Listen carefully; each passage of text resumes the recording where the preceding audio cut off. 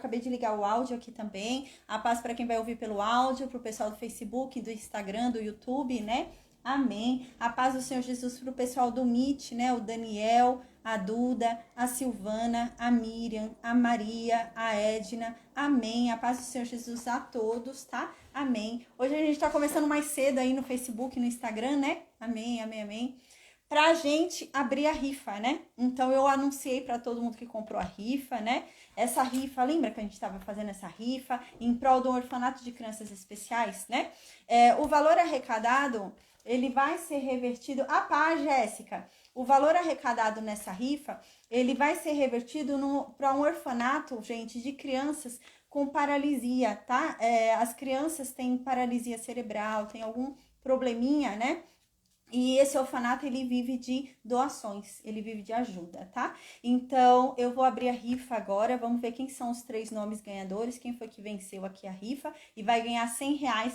Glória a Deus, Maria, vendemos tudo. A Maria tá perguntando se eu consegui vender os 100 nomes. Glória a Deus, nós vendemos. Ela também vendeu bastante para minha Maria, amém, glória a Deus. A Maria, a Flávia me ajudaram, glória a Deus. A Eliane, muita gente me ajudou aí, glória a Deus. A Jéssica, nossa, a Jéssica comprou também bastante, glória a Deus.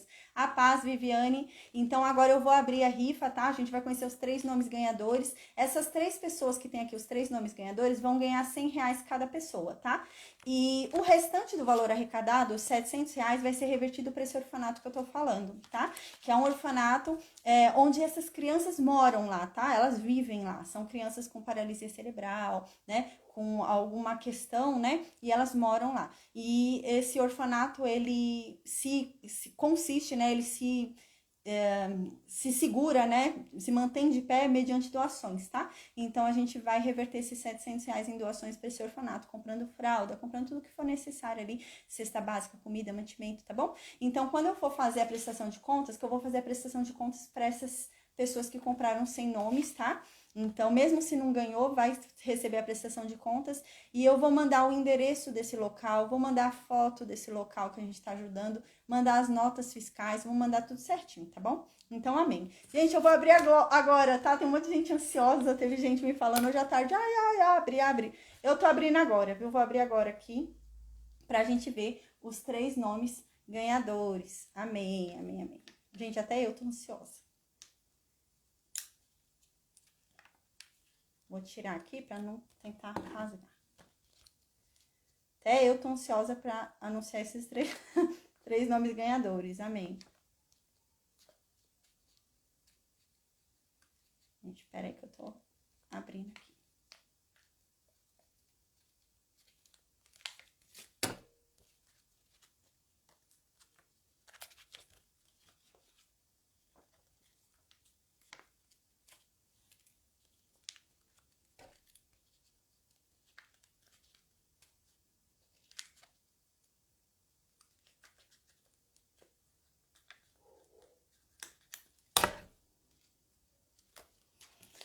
Então eu abri aqui, tá? Eu vou abrir pra gente ver quais são os 3 nomes ganhadores. Uau!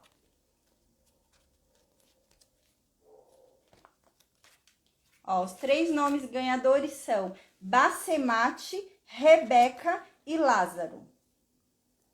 Bacemate, Rebeca e Lázaro. Aí eu vou mandar, tá bom? Eu vou tirar foto certinho e vou mandar pra vocês. Bacemate, quem comprou Bacemate? Foi a Jéssica. Jéssica, você ganhou. Glória a Deus. Quem comprou Rebeca? Rebeca, quem comprou foi a Maria Oliveira. Eu acho que é algum dos que você vendeu, Maria. E Lázaro, quem comprou Lázaro? O Walter, tá? Então, vocês 3 ganharam R$100 cada um. A Jéssica com Bacemate, a Maria Oliveira com Rebeca e o Walter com Lázaro, tá? Então, amém. Esses são os 3 nomes aqui que ganharam, tá bom? Amém, amém, amém. Glória a Deus. Até eu tava ansiosa pra ver isso daqui, gente. Amém, amém, amém. Então eu vou entrar em contato com vocês 3, tá bom, gente? Pra pedir o Pix de vocês, pra eu fazer a transferência dos R$100 pra cada um de vocês, tá bom? Amém. Glória a Deus, glória a Deus, glória a Deus. E aí a gente vai aí rumo, né, a fazer essa benfeitoria pra esse orfanato, tá bom? Com R$700 que a gente arrecadou, a gente vai comprar tudo que for necessário ali pro Amém, Maria Oliveira. Sim, foi algum que você vendeu. Ô, glória. Amém. Rebeca. O seu é o Rebeca que ganhou. A Jéssica ganhou com o Bacemate. E o Walter ganhou com o Lázaro. Amém. Glória a Deus. Amém, amém, amém, gente. Então, amém. A paz do Senhor Jesus, pastor Arimateia. Amém. Glória a Deus. Que bom te ver. Amém. Faz tempo que eu não te via. Glória a Deus. Amém. Gente, então eu vou iniciar. Amém. Então eu vou iniciar a aula de hoje, tá bom? Amém, amém. A gente já fez aí a divulgação da rifa, dos ganhadores. Amém, glória a Deus. Até eu tô ansiosa para divulgar. Glória a Deus. Então, gente, a aula de hoje, ela é muito tranquila, tá? Ela é muito simples, muito tranquila. Não vai ter muita coisa pra gente falar, tá? Só uma questão mesmo que a gente vai lembrar, mas eu havia falado isso quando aconteceu também, tá? Então não é nada assim, tá? De resto, gente, é praticamente leitura hoje, é muito simples, né? Eu vou ler daquele meu jeitinho, que vocês sabem, né? Trazendo para uma linguagem mais fácil, mas é muito simples a aula de hoje, tá? Hoje a gente vai falar sobre 1 Reis, capítulo 6. Mas, para iniciar, a gente vai fazer uma leitura de 2 versículos ali do segundo livro de Crônicas, capítulo 3, tá? A gente vai fazer inicialmente uma leitura sobre o segundo livro de Crônicas, capítulo 3, versículo 1 e 2. Aí a gente vai para o primeiro livro de Reis, capítulo 6. Amém, tá bom? Eu vou orar agora, tá? Amém. Então, a Tati vendo. Ô, glória, Tati. Você viu quem ganhou, Tati? A Tati tá acabando de falar que ela estava vendo aqui se ela ia ganhar. Amém, amém, amém. Então, os ganhadores a gente viu da rifa, né? Foi a Maria Oliveira com Rebeca, a Jéssica com Bacemate e o Walter com Lázaro, tá? Amém, amém, amém. Glória a Deus. Gente, então eu vou orar agora, tá bom? Amém. E a gente começa o nosso estudo do dia. Amém. Deus, obrigada, Pai. Obrigada por mais uma oportunidade de estarmos aqui reunidos diante da Tua santa presença, diante da Tua santa palavra, Pai. Amém. Meu Deus, vem com Teu fogo. O Espírito Santo vem, nos incendeia, Pai. Amém. Meu Deus, nos traz à tona a Tua verdade, Pai. Clareia os nossos olhos, a nossa mente, o nosso coração, Pai. Faça com que nos voltemos, Pai, à Tua palavra, Senhor. Amém. Que venhamos a ter prazer em Te obedecer, que venhamos a ter prazer em Ti, que venhamos a Te buscar cada vez mais, que venhamos a ter cada vez mais intensidade no Te buscar, Pai. Amém. Que venhamos a andar nos Teus caminhos, que venhamos a buscar a Tua verdade, que venhamos a compreender, estudar e nos aperfeiçoar cada vez mais nos teus preceitos, nos teus mandamentos, nos teus estatutos, nos teus juízos, que venhamos a compreender tudo aquilo que o Senhor gosta e tudo aquilo que o Senhor não gosta, para que venhamos nos afastar de tudo aquilo que é mal, Pai. Amém. Meu Deus, Senhor, torna clara a Tua palavra a cada um de nós, torna simples a Tua palavra, Pai, amém. Meu Deus, que o Senhor venha falar conosco, Pai, e que Sua palavra seja a cada um de nós irresistível e apaixonante, Senhor. Que ao ouvirmos a Tua voz, meu Deus, tenhamos cada vez mais sede, tenhamos cada vez mais fome de Ti, que venhamos a Te buscar cada vez mais e que venhamos a mergulhar profundamente na Tua presença, que venhamos a mergulhar, meu Deus, profundamente na Tua palavra, que venhamos a ter prazer ao lê-la, que venhamos a ter prazer ao estudá-la, Pai, que venhamos a conhecer cada vez mais de Ti, que o Senhor se revele a cada um de nós de uma forma inconfundível, Pai, amém, para que não venhamos a ser enganados por falsas doutrinas, por falsos ensinamentos, por falsos profetas, Pai, mas que venhamos a compreender a única verdade que existe, a única verdade libertadora, Pai, amém.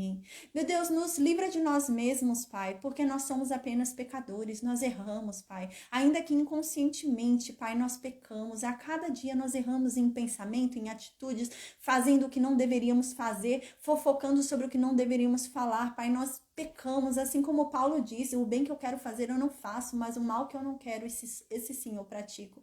E assim somos nós, Pai, nós somos pessoas imperfeitas, nós somos pessoas falhas, nós somos pecadores, Pai, mas nós temos prazer em Ti e nós queremos ser melhores. Nos ensina a sermos melhores, Pai.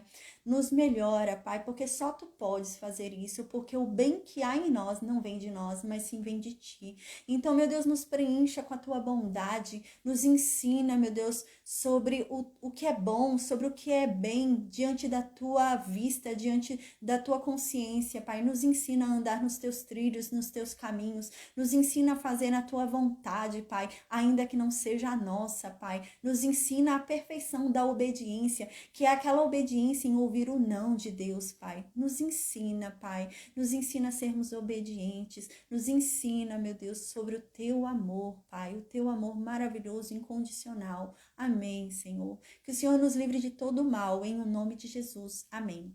Amém, amém, amém. Então, gente, eu vou fazer a leitura agora, tá? Primeiro a gente vai começar pelo segundo livro de Crônicas, capítulo 3, versículo 1 e o segundo. Diz assim: Então, Salomão começou a construir o templo do Senhor em Jerusalém, no Monte Moriá, onde o Senhor havia aparecido a seu pai Davi, na eira de Araúna, o Jebuseu, local que havia sido providenciado por Davi. Começou a construção no segundo dia do segundo mês do 4º ano do reinado de Salomão. A gente tinha estudado já essa passagem. Lembra uma hora? Tem uma vez que Deus está tão irado. Se eu não me engano, gente, eu não anotei aqui o capítulo. Se eu não me engano, foi quando Davi fez o censo. Se eu não me engano, tá? Foi por essa data, se eu não me engano. Eu sei que houve um momento ali na história que Deus ficou irado com Davi. Né? E eu creio que foi nesse momento do censo ali que ele fez, não era para ter feito. Que a gente lembra que Satanás veio ali, né, perturbar ele, veio incitar ele a pecar contra Deus. E ele pecou. E então a gente lembra que Deus havia ficado muito irado. Deus havia ficado irado de tal forma que Deus queria destruir toda Jerusalém. Deus queria destruir tudo ali. Lembra disso? E então apareceu um anjo, né? E Davi viu esse anjo com essa espada de fogo querendo destruir toda Jerusalém. E esse anjo, ele apareceu ali, né, nas terras desse homem, Araúna. E esse homem não era israelita. Esse homem era um jebuseu, ele era um homem que já vivia em Jerusalém, ele era uma pessoa que já vivia. Lembra que os jebuseus viviam em Jerusalém? Então, Davi foi e conquistou Jerusalém, mas Jerusalém, quem é que vivia em Jerusalém? Era uma nação chamada jebuseus. E esse homem não era israelita, esse homem era um jebuseu. E esse anjo parou sobre a terra desse homem, um jebuseu, não era nem um israelita, né? Então, a gente falou sobre isso nessa aula, e nessa aula onde esse anjo parava, né? A gente lembra que Davi fez uma oferta. É aquela passagem onde Davi fala, né? Para Araúna vender para ele aquele terreno, né? E os bois e tudo ali para ele fazer o sacrifício. E Araúna fala: não, eu te dou. Não vou te vender nada. Já que é para Deus, eu te dou. Não precisa pagar nada. Então Davi fala: como eu posso sacrificar algo a Deus que não me custe? Como eu vou ofertar algo a Deus que não me custe nada? Eu preciso ter um custo. Né? Precisa custar algo de mim. Como eu vou oferecer para Deus o que não é meu? Né? Precisa ser meu. Então eu preciso comprar. É isso que Davi fala. A gente até estudou, é uma passagem bem conhecida essa, né? Como eu vou sacrificar aquilo que não é meu? Eu preciso que custe, né? Sacrificar o que não me custe. E é essa passagem, tá? Que a gente tinha estudado. Nesse lugar onde está acontecendo tudo isso, que Davi fala: ai, como que eu vou ofertar a Deus algo que não me custa, algo que não é meu, né? Então eu preciso comprar. Então ele compra, né? O valor ali, ele compra os bois, compra tudo ali para fazer o sacrifício. Então o anjo do Senhor baixa a espada e retira ali, né? E para o julgamento, não há mais morte, né? Lembra disso? Nesse lugar onde apareceu esse anjo, que é construído o templo lá por Salomão, tá bom? Então, amém. Então, agora a gente vai para o primeiro livro de Reis, capítulo 6. Versículo 1 diz assim: como eu disse, esse capítulo é um capítulo simples, tá, gente? Então, eu vou fazer uma leitura aqui mais simples, do meu jeitinho, como vocês já conhecem, tá? Então, não tem tanta complexidade, tá? Então, assim, no versículo 1 diz assim: 480 anos depois que o povo de Israel havia saído do Egito. Então, agora faz quanto tempo que o povo de Israel saiu do Egito lá com Moisés? Lembra? O povo de Israel era escravo lá no Egito. Moisés foi lá, né? Guiado por Deus, né? E libertou esse povo. Faz quanto tempo isso? Que esse povo saiu lá do Egito? 480 anos, tá? Então, 480 anos de que Moisés tirou esse povo do Egito, os 40 anos que eles vagaram no deserto, o tempo em que Josué esteve à frente ali sobre Israel, a gente lembra os 5 anos. Depois Josué faleceu e foi o tempo de Juízes, lembra? Então foi o tempo de Juízes. Depois do tempo de Juízes, se ergueu ali, né? O povo começou a reivindicar ali no tempo de Samuel um rei. E então foi levantado o rei Saul, né? Então o rei Saul desagradou a Deus, ele foi tirado como rei, perdeu a unção, e quem foi levantado como rei? Davi. E então Davi tomou posse do reino depois de 30 anos ali, né? A gente lembra? Ele tomou posse do reino, virou rei, né? E Davi morreu. E agora estamos no 4º ano do reinado de Salomão. E quantos anos faz, gente, que passou toda essa história que eu acabei de falar aqui? 480 anos. Então, 480 anos aconteceu tudo isso que a gente está falando aqui agora, tá? Então, faz 480 anos que aconteceu toda essa história que a gente acabou de resumir, né? E nós estamos agora em qual momento histórico? No 4º ano do reinado de Salomão. Então, Salomão é rei há 4 anos, tá? Então, aqui diz, no mês de Ziv, né? Que mês de Ziv é esse? Que mês é esse? Diz aqui que é o 2º mês. Só que lembra que o calendário de Israel é diferente das outras nações? Porque quando eles saíram do Egito, o calendário deles zerou, né? Então eles saíram do Egito, o ano já estava correndo quando eles saíram do Egito. Mas como eles saíram do Egito, Deus falou: agora o calendário de vocês vai zerar. A vida de vocês vai começar a partir de agora. Não segue mais a das outras nações. Começou de novo, né? Então, eles estavam lá para março. Lembra? Lá para março, abril, quando eles saíram do Egito, tá? Que é o tempo da Páscoa. Eles estavam lá para março, abril. E o calendário deles zerou. Então, o março, abril deles passou a ser o 1º mês deles, tá? Então, qual é o 2º mês deles? Já que março, abril é o 1º mês. O 2º mês deles é abril ou maio, né? Se março for o 1º mês, o 2º mês é abril. Se abril for o 1º mês, maio é o 2º. Então, qual é o mês de Ziv, que é o 2º mês para Israel? É abril ou maio ali, tá? Então, aqui diz, o 2º mês deles, né? Então, não é o 2º mês das outras nações, é o 2º mês de Israel. Eles tinham um calendário diferente das outras nações. Então, diz que nesse tempo, no 4º ano do reinado dele, no 2º mês do ano, que era o mês de abril, o mês de maio, Salomão decidiu começar a construir o templo. Então, ele começa a construir o templo no 4º ano do reinado dele, tá? Então, no versículo 2 agora, vai começar a falar pra gente sobre as especificações ali do templo, tá? Eu vou ler aqui pelas medidas já convertidas, mas a gente lembra o que é um côvado, né? Então, um côvado é a distância que há entre o dedo médio e o cotovelo, tá? Isso é um côvado, dedo médio ao cotovelo de um homem comum, de um homem normal ali daquela época. É o dedo médio até o cotovelo. Mais ou menos uns 45 centímetros. Isso é o tamanho de um côvado, tá? Então, eu não vou falar por côvados. Eu vou já fazer essa conversão de centímetros e vou falar já por metros, tudo, tá bom? Então, amém. Gente, eu vou fazer agora a especificação do templo. Eu vou começar a fazer a leitura e falando qual é o tamanho do templo. Mas eu não vou me prender a esse tamanho. Por quê? Porque quando eu for enviar a aula hoje para todos vocês, eu vou enviar uma foto, tá? Eu vou enviar uma foto bem legal que eu achei na internet, tá? Que mostra como era o templo construído por Salomão. E tem até uma parte dessa foto que ele é meio aberto, mostra como eram as divisórias dentro e tal. Então eu vou mandar essa foto para vocês, tá bom? Para vocês verem como que era esse templo que ele construiu, tá? Então no versículo 2 diz assim: o templo, ele tinha 27 metros de comprimento, tá? Então, convertendo os côvados, né, dá isso, dá 27 metros de comprimento por 9 metros de largura, por 13,5 de altura. Versículo 3. A sala de entrada media 4 metros e meio de comprimento por 9 de largura. Isto é, a mesma largura do santuário. Gente, hoje vai ser mais leitura mesmo, que é número aqui, tá? Então, eu vou mandar depois a fotinho para vocês, mas eu não vou me apegar nesses números não, tá bom? Então, a gente vai falar as medidas do templo aqui, mas sem me apegar tanto, esse templo vai ser destruído depois, a gente vai ver, tá bom? Mas eu não vou me apegar tanto. Mas para vocês matarem a curiosidade e verem como que era esse templo, eu vou mandar foto. No versículo 4, então diz: as paredes do templo tinham janelas, que eram mais estreitas do lado de fora do que do lado de dentro. Gente, a gente vai ver que, na verdade, esse templo que Salomão está construindo é maior do que o tabernáculo que foi construído por Moisés. O tamanho é maior, ele fez as medidas maiores, tá? Então, a gente vai ver isso quando eu mandar a fotinho pra vocês, vocês vão ver que, na verdade, a medida é maior, tá? Então, no versículo 4 diz: as paredes do templo tinham janelas, né? Então, lá no templo tinham janelas que eram mais estreitas do lado de fora do que do lado de dentro, né? Então, era assim, a parede ia se estreitando pro lado de fora. Versículo 5. Encostados nos lados e nos fundos do templo, Salomão construiu 3 andares de salas, cada andar medindo 2 metros e 20 centímetros de altura.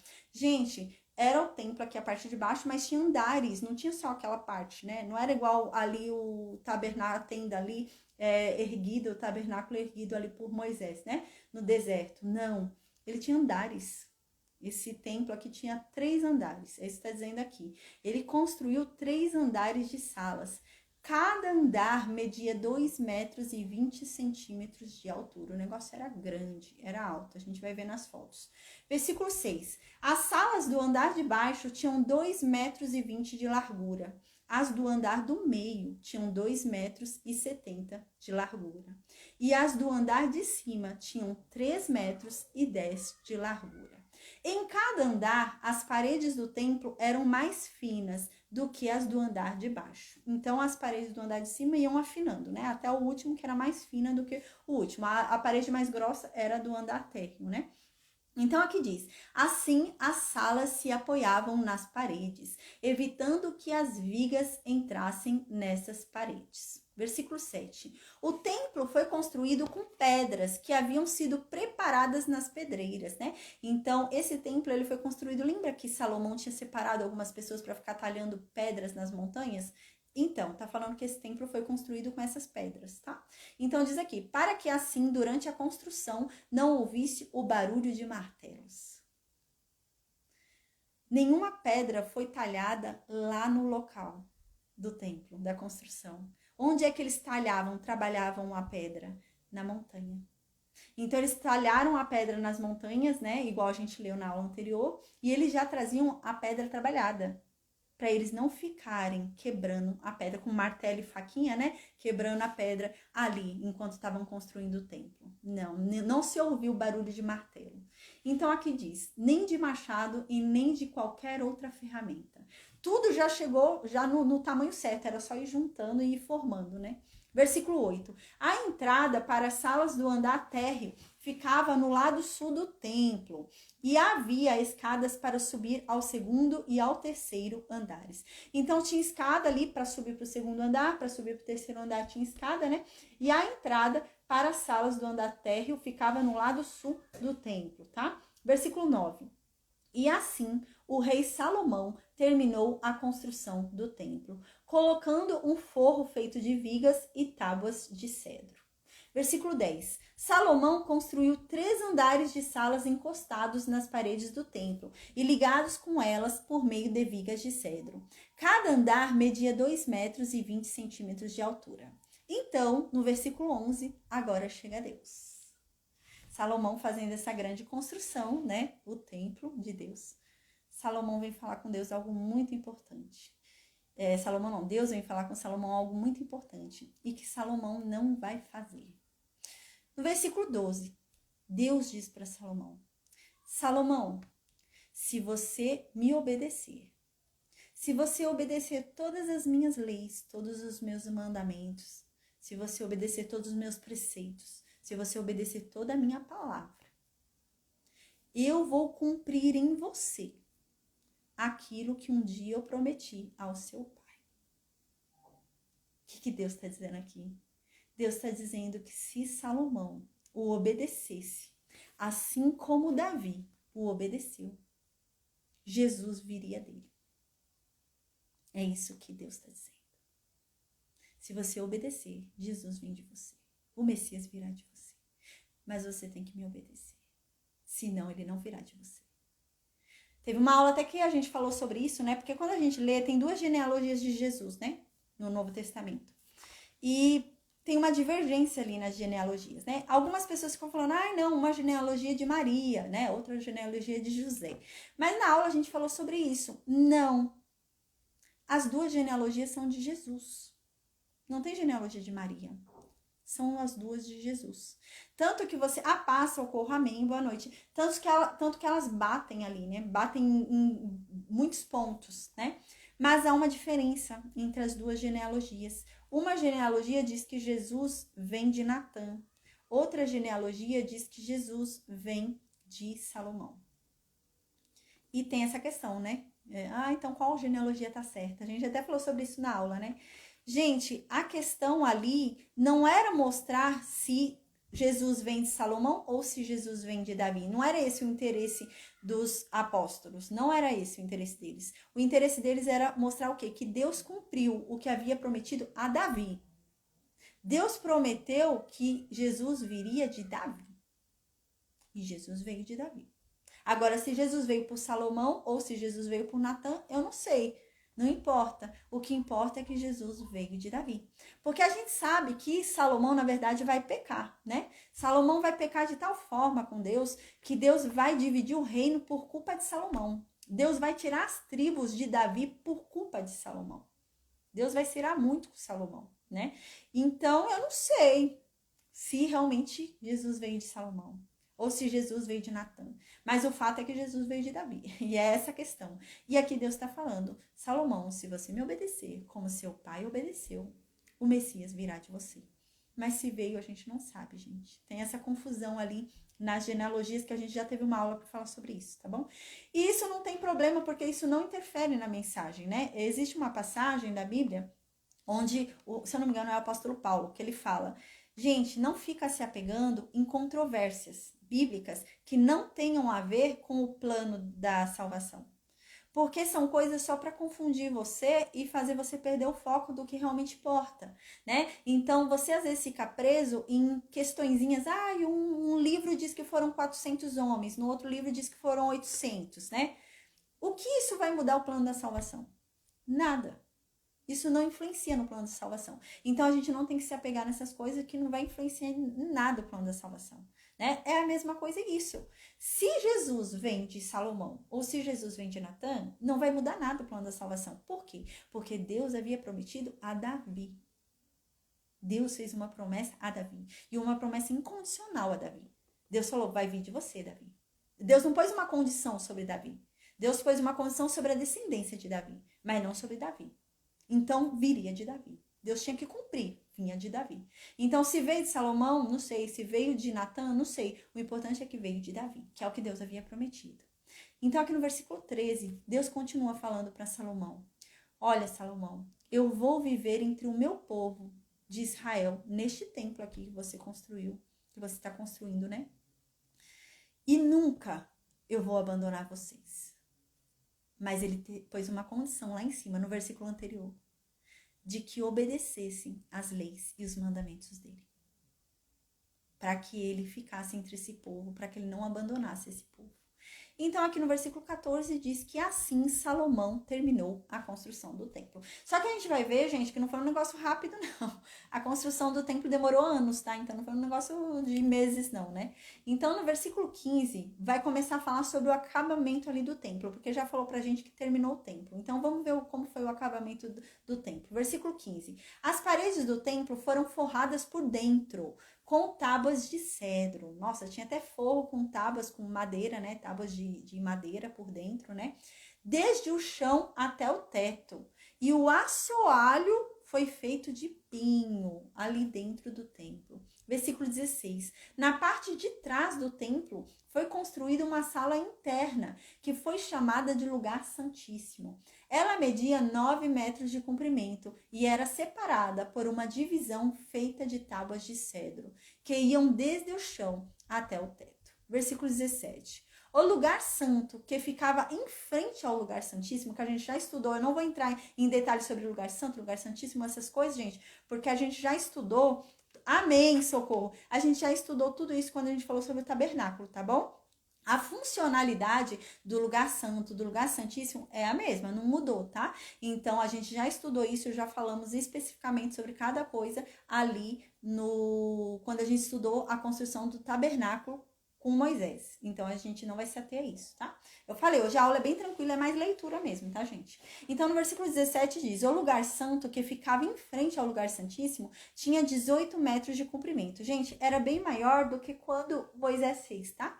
Versículo 18. A forração de cedro era enfeitada com entalhes em forma de cabaças e de flores, né? Então, era tudo forrado ali com cedro, né? E tinha ali um trabalho artesanal que se desenhava flores, tinha desenhos ali, né? Era uma coisa super bonita, né? Bordada, né? Então aqui diz, toda a parte de dentro da sala era revestida de cedro, para que as pedras das paredes não ficassem aparecendo. Então a gente lembra que o templo foi construído com aquelas pedras que eles talharam lá nas montanhas, né? Então, para que não ficasse aquela coisa rústica, né? Um monte de pedra aparecendo do lado de dentro do templo, o que cobria ali? Eles fizeram um forro ali de madeira, que bonitinho, né? Um monte de talha de madeira ali bonitinho. E essas madeiras, elas eram bordadas, tinha um desenho, que coisa mais bem feita, né?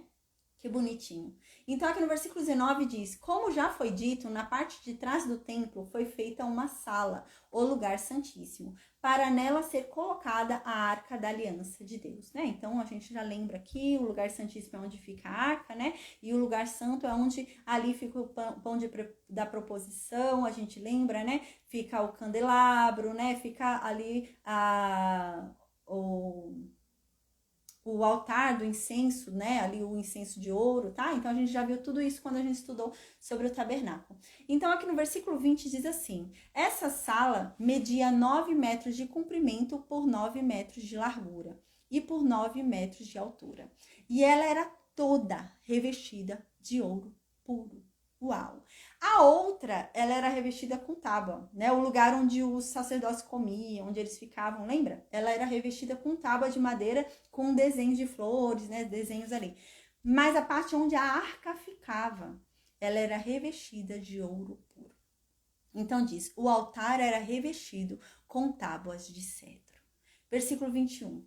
O lado de dentro do templo era revestido de ouro, e na entrada do lugar santíssimo foram colocadas correntes de ouro. Essa sala também era revestida de ouro, o lugar santíssimo era todo revestido de ouro. Versículo 22. Todo o templo por dentro e também o lugar santíssimo eram revestidos de ouro, né? Então a gente lembra que o lugar santo aqui também tinha aquelas madeiras, né? Mas também tinha um revestimento ali de ouro, tá? Versículo 23. Foram feitos 2 querubins de madeira de oliveira. Gente, esses 2 querubins não são os 2 querubins da arca, tá? São 2 querubins a mais que foram feitos, a gente vai ver, tá? E são enormes. A gente vai ver que eles eram enormes. Então, aqui diz no versículo 23 que foram feitos 2 querubins de madeira, madeira de oliveira, os quais foram colocados no lugar santíssimo, lá onde tinha a arca com os 2 querubins em cima do propiciatório. Lembra? Tinha mais 2 querubins lá dentro que Salomão mandou fazer com madeira. Então, aqui diz que cada querubim media 4 metros, gente. Era muito grande, né? Era 4 metros e 40 de altura. Versículo 24 e 26. Os 2 querubins tinham o mesmo tamanho e a mesma forma. Cada um tinha 2 asas e cada asa media 2 metros. Uma asa 2 metros, outra asa 2 metros. E 25 centímetros de comprimento. Assim, a distância da ponta de uma asa até a outra era de 4 metros e meio. Versículo 27. Os 2 querubins foram colocados no lugar santíssimo. Eles estavam de asas estendidas, de maneira que a asa de um tocava numa parede e a asa do outro tocava na outra parede. E no meio da sala, a asa de um tocava na asa do outro. Então, gente, era no canto de uma parede tinha um querubim com a asa aberta, e no outro canto da parede tinha outro querubim com a asa também aberta. E a asa de um encostava na asa do outro. Eles cobriam a parede inteira, esses 2 querubins feitos de madeira. Então, no versículo 28 diz, os 2 querubins eram folheados a ouro, né? Então, eles foram feitos de madeira, mas banhados ali a ouro. Versículo 29, as paredes do lugar santo e do lugar santíssimo eram todas enfeitadas com figuras ali entalhada, né? Então, figura, sabe que você bate o martelinho e vai indo com a faca, desenhando? É isso. Representando querubins, palmeiras e flores. Gente, que coisa linda. Eles fizeram na parede desenhos ali, né? Desenhos ali de anjos, de querubins, de palmeiras, de flores, todo esse trabalho. Versículo 30. Até mesmo o assoalho das 2 divisões era revestido de ouro. Até o assoalho. Versículo 31. Na entrada do lugar santíssimo, foi colocada uma porta dupla, feita de madeira de oliveira, né? A gente lembra que ali na entrada do lugar santíssimo, né? No outro lugar santíssimo, tinha aquele véu lá, né? Era só um véu, não tinha outra coisa. A gente lembra lá no tabernáculo era o véu. Aqui Salomão colocou também uma porta dupla, né, para a entrada do lugar santíssimo. Era uma porta dupla feita de madeira de oliveira. No alto, as ombreiras formavam um arco em ponta. Versículo 32. As portas eram enfeitadas com figuras, né? Então elas tinham desenhos nessa porta. E representando esses desenhos que tinham nessa porta era o que? Eram querubins, palmeiras, flores, né? As portas, os querubins e os desenhos que estavam na porta, era tudo folheado a ouro, tudo banhado a ouro. Versículo 33. Para a entrada do lugar santo foram feitos batentes retangulares de madeira de oliveira também. Versículo 34. Havia 2 portas de 2 folhas que eram feitas de pinho e enfeitadas com figuras entalhadas. Essas 2 portas também tinham desenho nela, né? Elas eram feitas de pinho, né? Então elas tinham desenho também de querubim, de palmeira, de flores, né? E também eram banhadas a ouro. Versículo 36. Em frente ao templo foi construído um pátio interno. Então, em frente ao templo tinha ainda um lugar interno, uma salinha ali interna, né? Então ainda tinha uma salinha ali que é onde os sacerdotes dormiam, né? Então ainda tinha uma salinha ali dentro do quintal, né? No quintal ali tinha uma salinha onde eles dormiam. Então aqui diz, fechado por muros, que tinha uma carreira de vigas de cedro para cada 3 carreiras de pedra, tá? Então eram tipo quartinhos, né? Para eles dormirem. Versículo 37. Os alicerces do templo foram colocados no mês de Ziv, que a gente já falou qual é o mês de Ziv, né? Então, o alicerce do templo foi colocado no 2º mês, tá? Então, o alicerce do templo foi colocado no 2º mês, que é o que, gente? Tá ali quase Pentecostes, eu acho, né? Se você for parar para pensar, né? Considerando que a Páscoa é o 1º mês deles, né? Então, aqui é o 2º mês, um mês depois ali, né? Quase no Pentecostes, né? Então, foi ali que foi feito o alicerce do templo, tá? O 2º mês, no 4º ano do reinado de Salomão. Versículo 38, para finalizar a aula de hoje. Amém. Diz assim, no 11º ano do reinado de Salomão, gente, agora vai falar sobre a finalização. Você lembra que ele começou no 4º ano? Ele tá terminando isso no 11º ano. Ele começou no 4º ano do reinado dele a construir o templo de Deus e terminou no 11º ano, tá? Então diz aqui, no 11º ano do reinado dele, de Salomão, no 8º mês, qual que é o 8º mês hebraico? Qual que é o 8º mês deles, de Israel? Qual que era? O mês de Bu. Qual que era o 8º mês deles do mês de Bu, né? É o nosso mês? Não, não é. O calendário dele é diferente, lembra? Então, março era o mês 1 deles, março, abril era o mês 1 deles, então qual que era o mês 8 deles, né? Era lá para novembro, dezembro, tá? Então, lá para novembro, dezembro, nosso novembro e dezembro, né? Era lá o 8º mês deles. Então, foi quando o templo foi terminado, tá? Então, aqui diz, o templo foi completamente terminado, exatamente como havia sido planejado. Salomão levou 7 anos para construir só o templo. Amanhã a gente vai falar sobre a construção do reino, né? Porque ele vai começar a construir palácio, casa do Líbano, casa de não sei o quê. Ele vai começar a construir várias coisas que eu vou mandar foto amanhã para vocês também, para vocês verem como era próspero, como era bonito, né? O reino dele. O reino dele era muito bonito. E a gente vai ver isso, tá bom? Amém. Então, gente, a gente finaliza aqui a aula hoje. Amém. Glória a Deus. Amanhã a gente vai falar sobre 1 Reis 7, tá? Amém, né? Primeiro livro de Reis, capítulo 7. Amanhã, se eu não me engano, a gente já finaliza essa parte do templo, né? Que é meio cansativo, né? A gente só fica repetindo como que é o templo e tal, né? Então, amanhã a gente já finaliza. Amanhã a gente já vai falar sobre o palácio e as construções ali, né? Que foram feitas ali no palácio. O que ele fez, quais casas, né? Ele tinha várias casas, a gente vai ver as construções que Salomão fez, tá? E então a gente já vai voltando para a história ali, tá? E vamos ver os casamentos de Salomão, as visitações dos reis ali para a sabedoria de Salomão, a visitação da rainha de Sabá. E então a gente, depois da Rainha de Sabá, a gente começa a estudar o livro de Provérbios, tá bom? Então, amém, gente. Não desanimem, não. Eu sei que é meio cansativo essa parte aqui, né? Que fica falando sobre a construção ali, né? Então, amanhã, se eu não me engano, amanhã já acaba. Amanhã a gente vai falar sobre a construção do palácio dele, de Salomão, e sobre as casas que ele vai construir. A casa que ele vai construir para a mulher dele, lá, a filha do faraó. Então, amanhã vai falar sobre isso, tá? E depois a gente volta aí para a história, tá bom? Para falar sobre as outras mulheres que ele vai casar, quantas mulheres ele vai ter, né? E a sabedoria dele, vai continuar falando sobre isso, os reis que vinham visitá-lo, né? A rainha de Sabá. Então a gente vai continuar falando sobre isso, tá bom? Amém, amém, amém. A Duda tá perguntando, Bruna, e o tabernáculo que Moisés fez, mesmo com esse, eles faziam sacrifício? Então, Duda, quando Moisés fez aquele tabernáculo, os sacrifícios deviam ser feitos lá.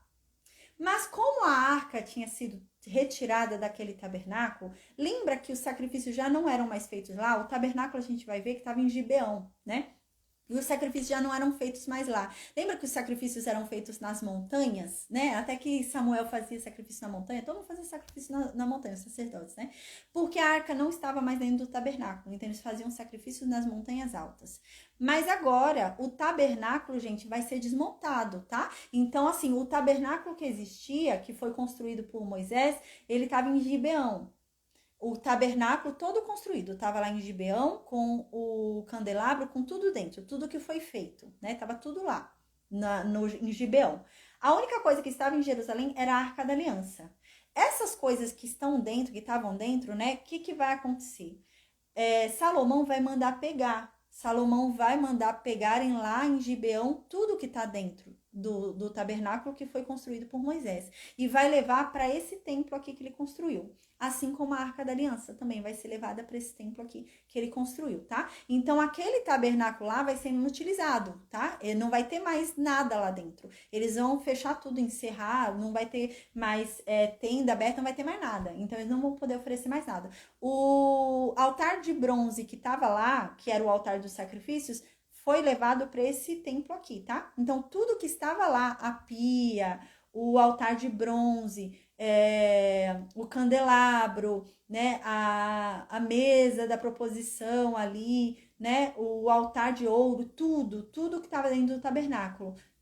Montado por Moisés foi levado para esse templo. Então aquele vai ser encerrado, vai ser fechado, não vai ter mais um tabernáculo. Não vão ficar tendo 2 tabernáculos, né? 2 lugares para ter sacrifício, não, tá? Ele ficava em Gibeão, mas Salomão vai lá buscar tudo, tá? A gente vai ver que Salomão vai lá buscar tudo e vai levar para aqui, para esse lugar aqui no Monte Moriá que ele construiu o templo aqui, tá bom?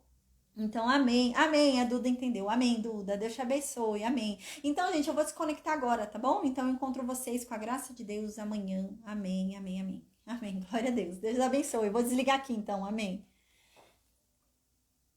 No Meet